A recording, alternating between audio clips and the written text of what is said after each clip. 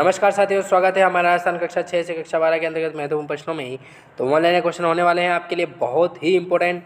तो हमने अध्याय के बारे में बात की थी, पहले दूसरे अध्याय में हम बात कर चुके हैं। आज हम बात करेंगे इतिहास जानने के स्रोत, अध्याय नंबर 3 के बारे में हम बात करेंगे। जो आगामी प्रतियोगी परीक्षाएँ जो हैं उनमें बहुत ही इंपॉर्टेंट होने वाले हैं आपके लिए। तो इसकी जो है वो आपको हम क्वेश्चन यहाँ से सोल्व कराते जाएंगे और आप करते जाइएगा, ठीक है।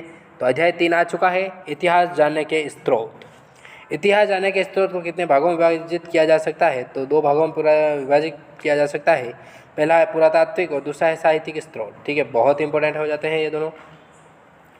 फिर बात करें प्रश्न 2 के बारे में, तो प्राचीन काल के अवशेष जिनसे हमें स्थान और घटनाओं के संदर्भ को समझने में सहयोग मिलता है, तो उन्हें क्या कहलाते हैं? तो वह है पुरातात्विक स्रोत कहलाए जाते हैं।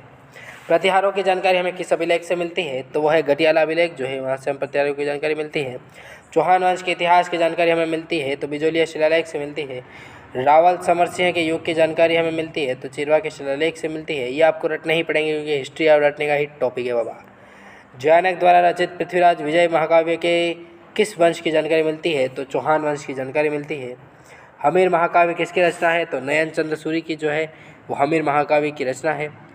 फिर बात करें तो हमीर महाकाव्य से हमें जानकारी मिलती है चौहान वंश अलाउद्दीन खिलजी के रणथंभौर विजय के बारे में। रणथंभौर में जो भी युद्ध किए थे अलाउद्दीन ने चौहान वंश के साथ, तो वो सारे हमीर महाकाव्य में हमें जानकारी मिलती है।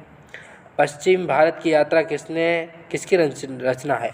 पश्चिमी भारत जो यात्रा है वो कर्नल जेम्स टोड की पुस्तक है, ठीक है। इसने ही तो अपने यहाँ पर घोड़े वाला बाबा बन बन के दौड़ दौड़ के इतिहास की पत्र कर दी।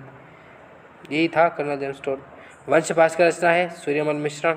वीर विनोद रचना है श्यामल दास जी की। श्यामल दास की बहुत इंपॉर्टेंट है। वीर विनोद जो है वो मैंने पूरी पढ़ चुकी है, उसका भी आपको कभी विस्तृत तरीके से आपको जानकारी बताऊंगा। तो श्यामल दास जी के द्वारा वीर विनोद की रचना की गई है। वंश भास्कर रचना जो है वो सूर्यमल मिश्रण के द्वारा की गई है।